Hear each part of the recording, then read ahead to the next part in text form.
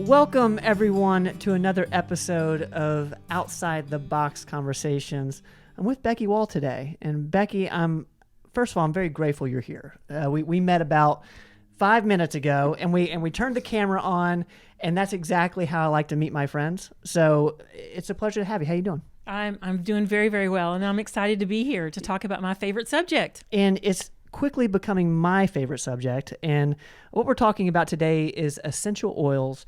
And I want to start by saying you're a certified raindrop technician specialist. And it's a mouthful. Why don't you just tell our listeners what that is so we get some context here? Yes, that it is a mouthful, and it's using essential oils there's points on the bottom of the feet. There's a part of the technique that's used on the back, and then there's also muscle relaxing techniques that are used. It's a way for the body to maintain health and the way for the immune system to be boosted. To me, the best way that I can explain it is when you're working on your computer and all of a sudden nothing is working, it's not going right, and you reboot the computer and all of a sudden, ta-da, it's all back to normal. And Raindrop to me does that. So I work on people and I also work on animals, from goats and horses to dogs and cats. Haven't done any kind of other things. I know people that have done Raindrop on chickens, but I'm not there yet. So I find it super fascinating. And, essential oils is something that I've heard a lot about. I know a lot of people who use them, but I don't know a lot of what it does and what it's for. I just know it works and that it's helpful. Why don't you talk a little bit about your favorite subject and how you got into that? Like, what's your why behind the essential oils? Oh, wow. Do you have days? Well, let's first talk about what even an essential oil is. Okay. An essential oil is not what you think about they're not greasy. So it's kind of deceptive when you talk about it being an oil, because essential oils are light. They're called volatile components, because when you open a bottle of essential oils, the little molecules start to flutter up into the air. That's how you can start to smell an essential oil. And even when you're working with animals, you can open up a bottle across the room from a dog or a cat, and their sense of smell is 200 times what ours is. So all of a sudden you're going to start seeing them go, because they can actually smell it. So it's those little molecules that actually come up into the air, and that's how you start to smell them. And the size of those molecules being so small, that's why they work so well in our bodies. And when you look at a plant, they come from plants, obviously, but when you look at a plant, the way the essential oils work in a plant is just like our blood works in us. So in the plant, if there's an injury, essential oils will go through the fluid in the plant, and they'll go to where it is, and they'll actually help that little damaged area to heal. It'll stop the flow of any kind of fluids coming out of that plant. If there are waste products that are in the plant that need to be carried out, it does the same things. If there's nutrients that need to come from the soil and go into the plant and nourish those cells, that's what the essential oils do in the plant. Now, God made our bodies to understand what plants do.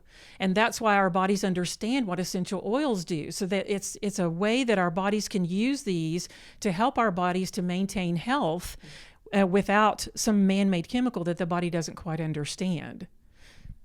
So is it all based on, you said smell quite a bit, and that's how I know essential oils, is I can tell by the smell. And is there something with that sense that what calms us down, or does the smell have anything to do with it other than, it be a good smell? Oh, that was a phenomenal question, because when you smell an essential oil, the sense of smell is the only sense, touch, see, hear, whatever, but the sense of smell is the only one that goes immediately to our brain. So when you smell an essential oil, it goes to, guess what? The emotional center of the brain, the amygdala of the brain. And that's where, for instance, when you smell something and it evokes a memory.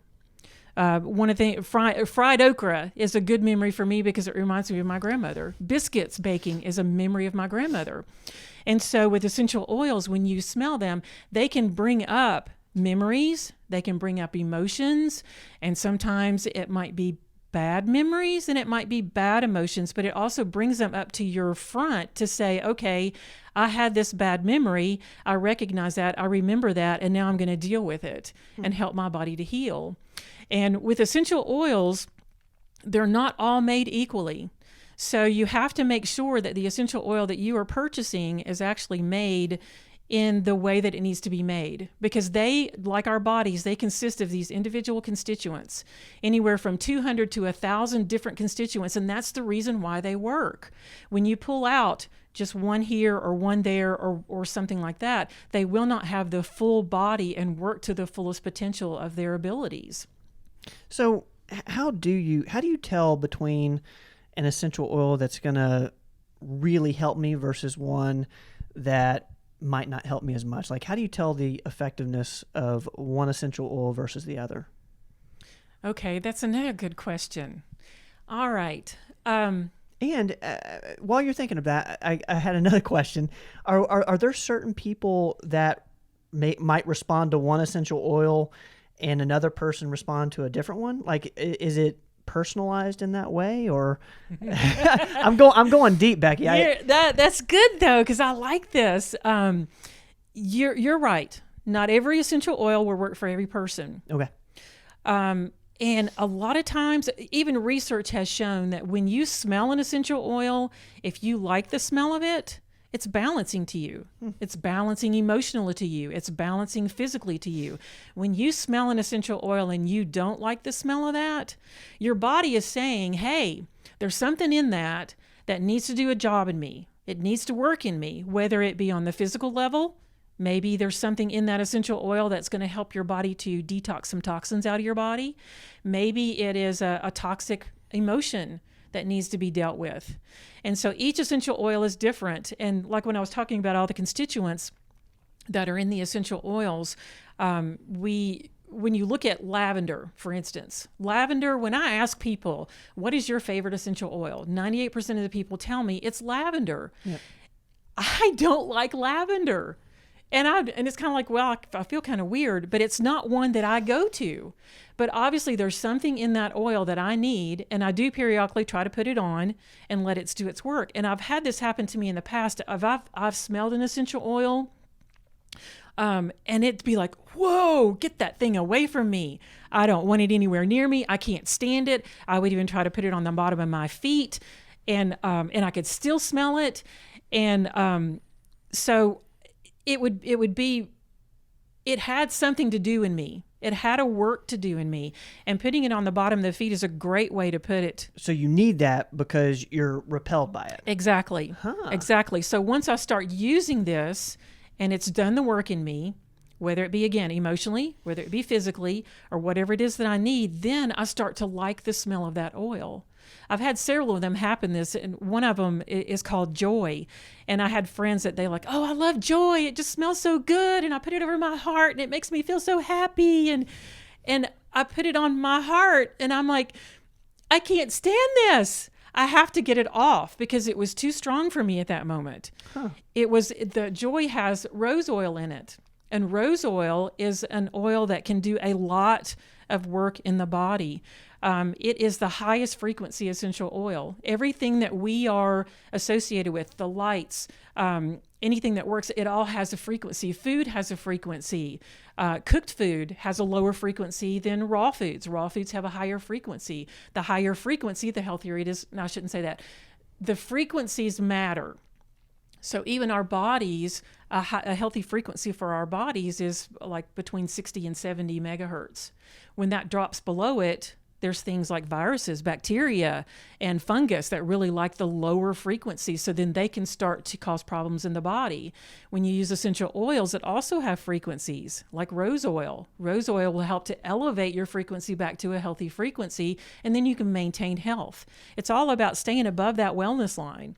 And it's all about staying up there to where you can maintain your health, and then you have a healthier life. So based on what I know of the people who I know do essential oils, they tend to use the ones like the lavender, the ones that make them feel good, the ones that they like. But what I'm hearing you say is, maybe we should seek out the ones we don't necessarily like. So where's the balance there? Because I think a lot of the benefit of essential oils is the comfort that a certain smell or feel that it gives you. So how should we stay away from that, or should we do that too and it serve another purpose than, say, something like the rose one that you talked about, how that was hard for you? Like, does that make sense? Do we seek the comforting aspect of essential oil, or do we seek the discomfort of some of these types of essential oils that also could be really good for us? Okay, I get it. So let's go a little deeper, because essential oils are so much more than just the smell and how it makes you feel. Okay. Because when even you look at, for instance, say, okay, spring's coming up, so I'm going to be starting to work out in the garden. I'm going to be starting to work outside. I have sat on my little booty all winter long, and I'm going to be starting to get sore.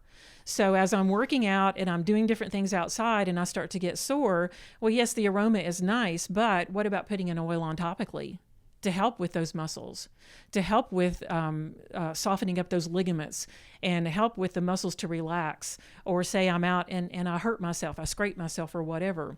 The essential oils can also be used as a disinfectant to help so that I don't get it infected. Yeah. So essential oils are more than just the smell. So let's talk about, so application matters. Application matters. Got it. And your intent of what you want to do with them. So lavender is considered the Swiss Army knife of the essential oil world. It is good for anything and everything, from not just relaxing. It's good for sleep, for muscle relaxation. It's also a great immune booster. But suppose maybe you're dealing with something a little bit more intense, something that's made your body start to ache and feel really bad or something. You might need something that has a little bit more oomph to it. Okay. So switching to another essential oil. So yes, lavender is very relaxing. It's great to use in Epsom salts and put in the bath and soak. But say maybe it didn't really release the muscle tension as much as you would need it to. So maybe you need to go to something else. Maybe something like peppermint.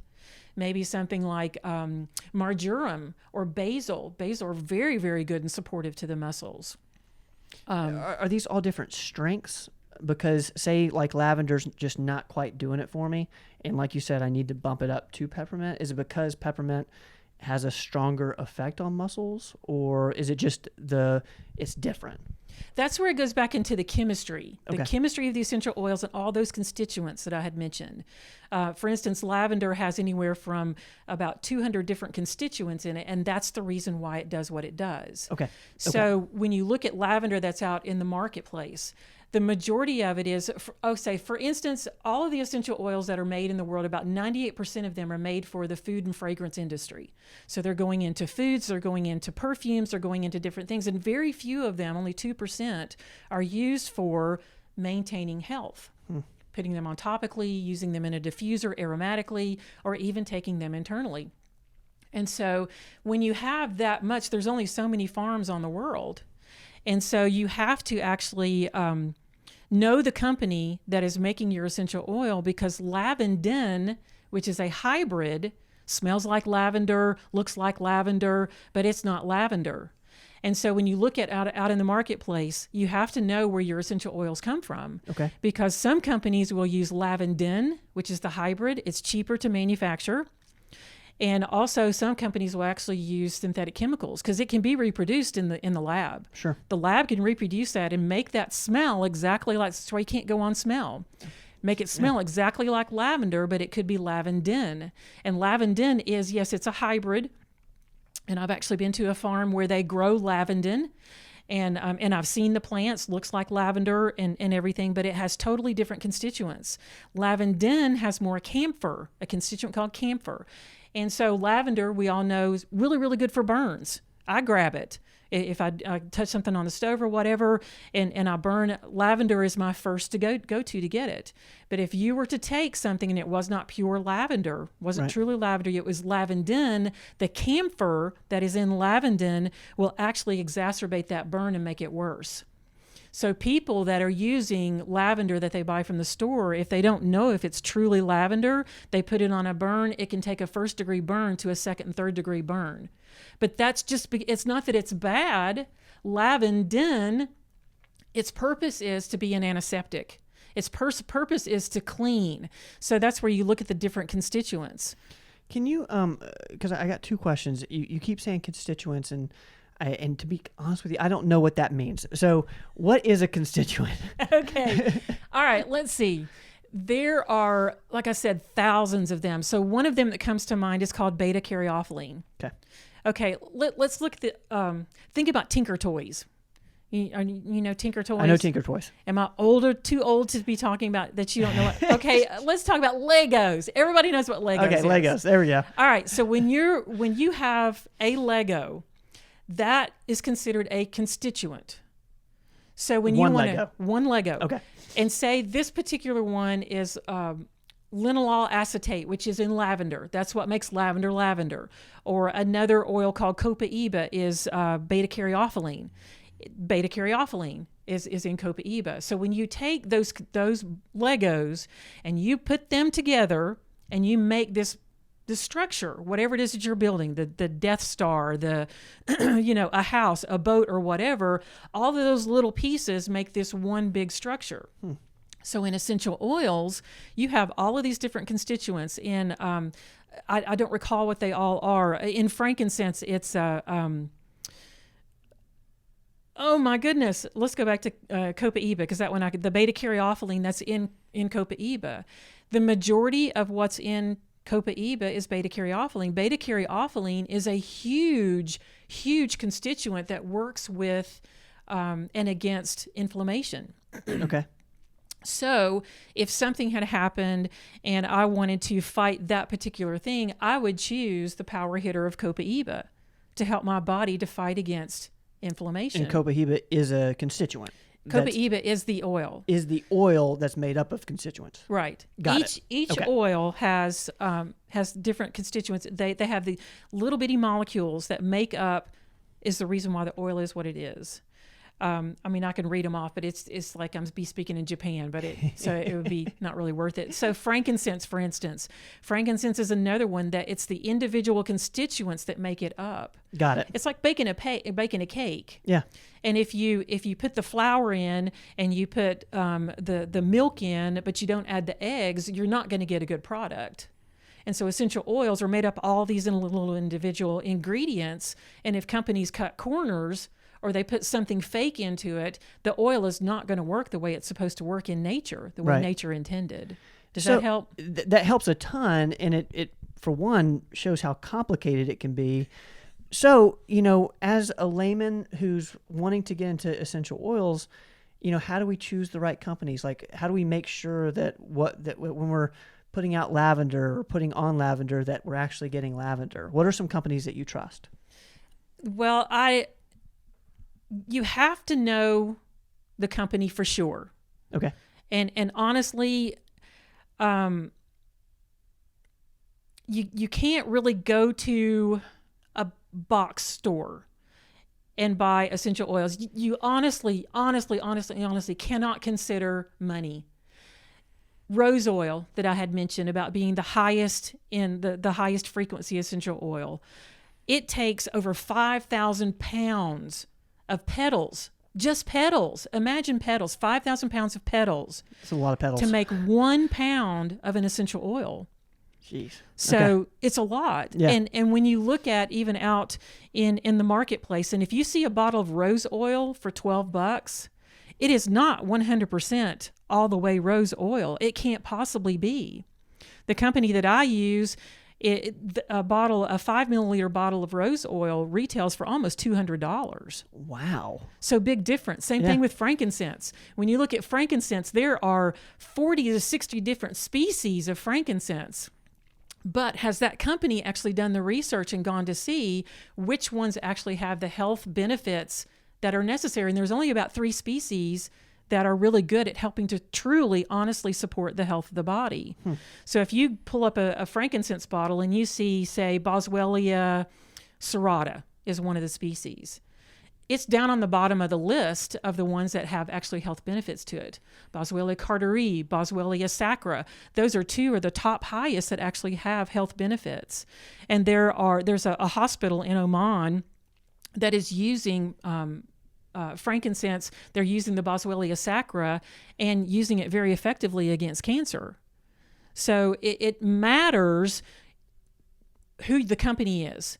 And you have to look at the company. You have to look at, and to me too, integrity matters. Sure. And so I got started with this. It was in 2007. So almost 14 years. Next month will be 14 years that I've been doing this.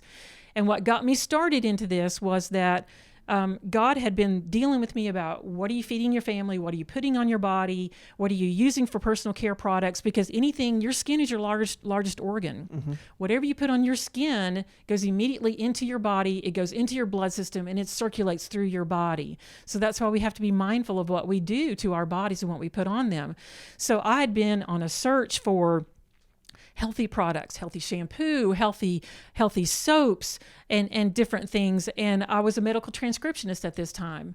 And I would be hearing the doctor say, well, let's try this med. Oh, this didn't work. Let's do this one. Oh, this one didn't work. Oh, well, let's try this one didn't work. Oh, but now we're going to put you on this one. But monthly, you have to have liver function tests done because this prescription can actually destroy your liver. And I'm like going, whoa. Mm-hmm. So I asked God, send me something that would help people. And within 2 weeks, I was introduced to essential oils in the grocery store. Okay. In the cereal aisle, I had injured my shoulders, and to even just pick up a bucket, I couldn't pick up a bucket because I had no strength in my shoulders. If I was on my tummy, I couldn't roll myself over. I couldn't do a push-up. I mean, I had nothing in my shoulders. They were essentially gone. But I still continued to play softball, still continued to play volleyball. Well, this girl that I knew, I used to work for her husband. Her husband's a veterinarian. And I knew she did these essential oils. And so I got up the courage to go talk to her. And that's another thing essential oils have done for me, is that I couldn't do this or talk to somebody I did not know, without what these essential oils have done for me. Interesting. And so she put 2 oils on me. One was called Panaway, and the other one was peppermint. She put it on my shoulder, and I did this. And for the first time in months, I didn't feel any pain. Now, everybody's different. Sure. And I'm not saying that if you use these 2, it's going to, completely take care of your issues. But as I went farther and stretched my arm back farther, I still had the discomfort. So I went home and I ordered the 2 oils she put on me. I used them faithfully twice a day for 2 weeks. And again, everybody's different. What works for me may not work for you. But I had relief. Mm-hmm. I got my shoulders back. Yeah. And so then over time, and at this point when I was in there was only one company that was well known, and it was Young Living Essential Oils. Mm-hmm. So since that time, I have been to their farms, that's the biggest thing, is that if you find a company that has their own farms, who walks in integrity, who uses no synthetic chemicals on their fields, because whatever you put on those plants, that goes into that plant, that goes into the distillery, and it comes out into your oil. And I don't want pesticides and chemicals, again, coming into my body. Right. And so I've been to a farm in Mona, Utah. I've been to their farm in France. I've been to another farm that they have also in Utah. And they have farms all over the world, Croatia, in Ecuador, in Australia, and then we also have partner farms that work with us. But they have such high standards, higher than the industry that has out there. They go above and beyond what the industry says is okay.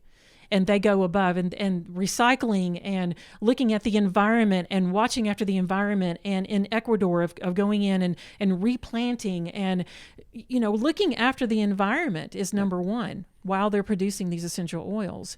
And the amount of testing that is done on these oils, that's the other thing that drew me to this company, is that they use 17 different machines in order to test these products. Not just their essential oils, but also their supplements. And if it doesn't pass all 17 of those, they give them, if it comes from a partner farm, they give it back. And if it's with us, we've poured so many oils out on the soil in Ecuador. And it goes down to even the exact science of what time of the day does that plant want to be cut. to get the highest quality of constituents, all of those 200 to 1,000 different constituents to get all of the healing properties in it. And to give you an idea of, in the physician's desk reference book that doctors use that has all the medications in it, I don't know if it does now, but it used to have wintergreen essential oil in it, and it would tell you deadly, don't use, must dilute, blah, blah, blah. And so things like Wrigley spearmint gum used to use a natural wintergreen. But when you take a single constituent out, the methyl salicylate, which is in wintergreen, yes, it can be deadly. But when you look at what God created of that wintergreen plant, and you look at the balance that God put in it, that one methyl salicylate is balanced by all those other constituents that are in it. It's like going back to the Legos. If you want to build the London Bridge, and in the middle part, you don't have a correct Lego in there, what's going to happen? The bridge is going to collapse, and it's not going to be supported. But that's why all of those constituents are important. With cypress oil, it has to be distilled for 24 hours at a certain temperature and at a certain atmospheric pressure in order to get all the healthy, whole constituents out of it. Most companies will distill cypress oil for about 2 to 2.5 hours. And it doesn't get it all out. So you don't have a full-bodied, healthy, whole cypress oil. Some of them will even reuse, and they'll use the same plant material and redistill it. And then you just get it watered down. And also you can get toxicity into that because you're doing something to the plant that it wasn't designed to do. So this company will do that. They have a library of thousands of constituents of what's necessary in these oils to make it whole, a whole essential oil, so that you know you're not getting toxins in it, and you know that you're getting something that's going to help the body and not ultimately hurt it. Yeah, the company you choose to use is so important with, whether it's supplements, whether it's essential oils, because you want to know what you're putting in your body. You want to know that, the efficacy of it, and to see what this company is putting towards research and the amount of effort they're putting into getting the most whatever the term is in the sense of the most healing properties out of these, the constituents in these essential oils is so crucial. So I'm glad you mentioned that, because I think a lot of times we think, I'm taking an essential oil and that's good enough. Like, you really do need to do your research and figure out, okay, what's the best one for me? Now, before we wrap up here, in terms of where to start, is there anything that the people listening need to know in terms of, if they're having certain pains? Is it all personalized through trial and error? Is there any sort of advice you could give them in terms of how to use essential oils to start off with, just to get them going in this world, out of curiosity? Yeah, that's a good question too. And you mentioned trial and error. Mm-hmm. And you can look at the main three essential oils that work a lot for most people are frankincense, peppermint, and lavender. Okay. Those are three good basics to start with. Okay. And again, it is some trial and error, because again, we are all so different. Right. And everybody is different in the fact of, how clean is your environment? Right.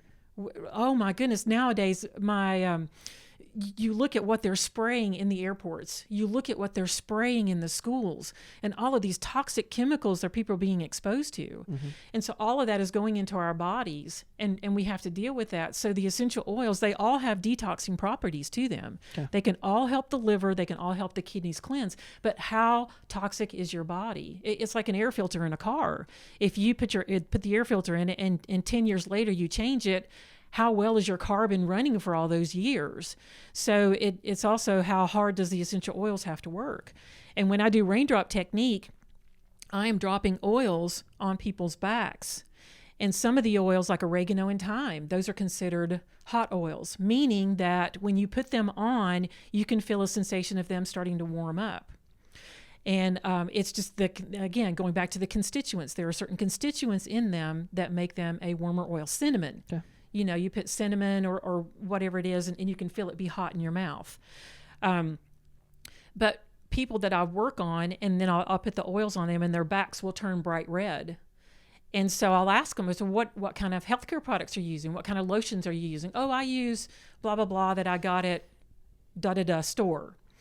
And what they don't realize is that they're putting these things on, the skin is absorbing these, or they come in smelling of perfumes, and perfumes have over 600 different chemicals in them, toxic chemicals in them. And people have no idea what they're doing to their bodies of polluting them. So the cleaner the body, the faster the oils will work, sure. Okay. But everybody is different. It's in my house, I use no toxic chemicals at all. My cleaners come from Young Living, and I have cats in my house, and I see a lot of people posting about, don't use tea tree or don't use citrus oils because it'll kill your cat. Well, not with the ones that I use, because I know their quality. I know their purity. Now, I don't lock them in a room with a diffuser going. I give them a way out if they want to. And most times I'm diffusing in my office all day long. And most times my cats come in and they lie there on my massage table, or they lie there right beside my desk, and I've got the diffuser going. But again, with animals, it also makes a difference of what quality of essential oils that you use. So you mentioned diffuser. For people starting off, is this something that they just run at night, or is this something that do you want to start with a diffuser, or do you want to start with using it topically, especially the three that you mentioned? Like, how would you advise them to kind of get going in this arena? Wow, to get going, it depends on whatever you're dealing with. Okay. So for me, when I first started, I had a physical thing. Got it. So I put it on topically. So I tell people, if something's going on physically, put it closest to wherever the problem is. Okay. And to be honest, over the past 14 years, I really did not start utilizing my diffusers until the thing happened. When everything got locked down and stuff. And we also have been doing some renovations, so I've had people in and out of my house. So I've had diffusers going. I was more of a put it on topically, or even Young Living has a line called the Vitality essential oils, and on the label it says you can take this internally. When you go out into the stores or you see something else, if it says do not take internally, then that's a big bell and whistle of, okay, if I can't take this internally, then why would I want to put it on my skin? Because if it's on my skin and it absorbs, it's still getting in my body. But Young Living has a line called the Vitality line, and it says on the label that you can take this internally. So you can add it to water. People that I'm fascinated by people that tell me they don't like the taste of water. And it's like, but water has no taste. And so if you don't like, then put a couple of drops of orange Vitality in it. Put a couple of drops of lemon Vitality in it. So Vitality is the consumable version of Correct. Okay. And then the other regular labels, those are ones you can use in a diffuser, or you can put them on topically. So a lot of people are diffusing now because it's a great way, and I've used it in the past with my cats when things have been going on with them, or things have been going on physically with the dogs. I have a biofeedback scanner that will actually tell me specific things that their body needs at that point in time. Mm-hmm. And I'll just put it in the diffuser. And then I'll have them in the house, and if they need it, they'll go into that room where it is. If they don't, they walk out. So it's diffusing is a nice passive way to be able to set it up and to protect your environment. And topically, if you have a very obvious issue like your shoulder or like an elbow, or say cramping in your toes, that sort of thing, and then is this something that when applied topically you're rubbing in and you're wanting to, or are you just dropping on? What's the best way to apply it when you're wanting to put it on a problem area? Yeah, that's a great question, because again, going back to what type of lifestyle has that person had? So someone who has not yet changed over to all natural personal care products, or maybe they're still using bleach is so awful. Or things like that. And so they have so many toxins in their body. Sometimes people, when they put an essential oil on, they'll develop a rash or redness, like I talked about with my clients. Right. So the best thing to do, if you've never used an essential oil, if you are still using conventional deodorants, toothpaste, personal care products, and things like that, then always dilute your essential oil first. Start low and slow. With animals, oh, by golly, start and that's low. When applying topically. Yes. Okay. Start low and slow. So use a coconut oil, use an organic coconut oil, use an organic olive oil, almond oil, jojoba oil, something like that. But start slow. Don't overwhelm your body. The lady that introduced me to the oils first thing, she loved lavender. And she would just put it, she just loved it. She put it all over her and everything. And she broke out in this huge, horrible rash. Well, she overwhelmed her system. She was very toxic. And so what she did is she just stopped using it altogether. And then when she started using it again, then she just started diluting it. And over time, the body has done its detox. The liver has done its cleansing. The kidneys have done its cleansing. Even our exhalation, what we breathe out, that's a detox. Every time you exhale, you're detoxing stuff out of your body. So that's a key too. But just everybody start low and slow. If you need to at first, dilute them. It's not going to hurt it at all. The dilution, when my clients will turn red on their back and they can feel the heat come up, I use a vegetable oil and I put it on, and it slows the absorption down so that the burning or the heat goes away.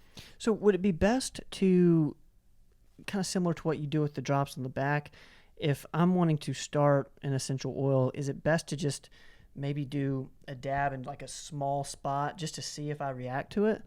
And then, once I recognize, okay, I'm turning red here, I need to dilute then before I say I want to put it on my elbow, and instead of applying it directly to. Does that make any sense at all? Yes, it does. And will that work? Yes, it will. Okay. It will. And you can try it on the inner part of your arm because that's a sensitive spot. Mm-hmm. Even things like lemongrass. Lemongrass can sometimes cause some redness and itching and stuff. So that might be one that you need to dilute wherever you put it. But a really great place to put anything, and these are even safe to use on babies. I can't recommend anybody else's. I know women who, when their babies are born, they anoint their baby with frankincense. They use myrrh on their umbilicus. They use different things, and they're diluted because a baby's skin is so much more tender than ours, and it absorbs much faster than ours. So definitely on babies, definitely on puppies, kittens, small dogs, small cats, dilute for sure, because their bodies are just smaller than ours and use just a little tiny bit. The bottom of the feet. If you just want to start trying oils and you want to get your body to even start detoxing, on the bottom of the feet and on the hands, if anybody's familiar with reflexology. Mm-hmm. In reflexology, there are points in our hands and in our feet. And in fact, right here below the wedding ring finger, in that line right there, that's a heart point right there. And there's one on the left foot as well. There are points on the bottom of the feet that correspond to every single part of your body. The spine is along the arch of the foot. At the base of the toes, you've got the nose, you've got the eyes, you've got the big toe and the thumb. You having issues with your not quite getting it? You're kind of out there. Stick an oil on the tip of your thumb. Stick an oil on the tip of your big toes. That's where the reflex points are for the brain. And you can use oils there that will help to open up those pathways. I know it's creepy and it's funny and it sounds weird, but I read in a book a long time ago, Jordan Rubin wrote a book called The Maker's Diet. And that was the very first book I ever read. That was the one that explained to me everything about nutrition and what things that I was doing to my body that was actually damaging my body, of the practices that I have. But he said, take a piece of garlic and cut it, rub it on the bottom of your foot. In 20 minutes, you should be able to taste it. Interesting. So I haven't done that, but I have had some of my clients, because I work on the bottom of the feet too, they'll say, are you using oregano right now? And I'm like, yeah. They said, I can taste it. That's crazy. Oh, are you using peppermint right now? Like, yeah, they can taste it, because it enters again. That's how permeable the skin is. Yeah. That's how small the molecules of the essential oils are. That's the reason why too, the essential oils being so small, they can go cross that blood-brain barrier. Pharmaceuticals are trying to cross the blood-brain barrier with their medications, but their molecules are too big. Essential oils can cross that. Smelling them can cross that into the brain. And you're wanting to cross the blood-brain barrier? Yes. Okay. Yes, to get into that emotional center, to get things into the brain that are necessary. People that have had trauma to the brain, those are things that can actually help when the essential oils can get in there, and they can also help to facilitate the body's natural healing response. So yeah, they're teeny little molecules, and they're fabulous, phenomenal things. That is so wild. And what's interesting is, I feel like we've done a deep dive here on essential oils, and at the same time, I'm also thinking, I feel like we've only scratched the surface. Yeah, you're right. And so that's the vibe I'm getting myself right now. But Becky, this has been such a blast, and I hope for anyone out there who has been either is doing essential oils or has heard of them or have a friend that's doing them, I hope this helps you in terms of deciding whether or not you want to cross over and actually purchase some or start using it in your routine. Becky, you have been such a blessing in giving us direction as far as how to get the most out of essential oils, because it's becoming, as I told you before we started recording, it's becoming a lot more mainstream, and you hear a lot about it.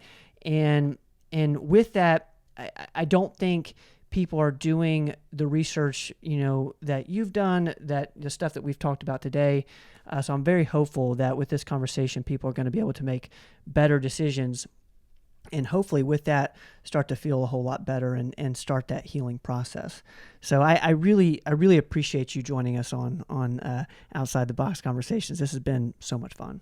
Oh, it was my pleasure. But the big thing is, tell us, even though this may have sounded a little bit overwhelming at times, it's not. Yeah. It is so simple. I tell people, if you can twist open a lid and take a little dab and put it on, that's all it takes. Because the beautiful thing about the essential oils too is that they're adaptogenic. So I've heard people use certain essential oils for things that I'm just like, you really used it for that and it worked? Really? But they are adaptogenic, and your intention matters a whole lot. Just put them on, smell them, put them in a diffuser. And if they make you feel good, I know we talked about the smells, but gravitate towards the ones that make you feel good. Yeah. And just smell them, just use them. That's all that matters. I love it. That is a great place to end. Becky Wall, thank you so much. Guys, this has been Outside the Box Conversations. I'm your host, Ben Rogers, and as always, we will see you guys next time.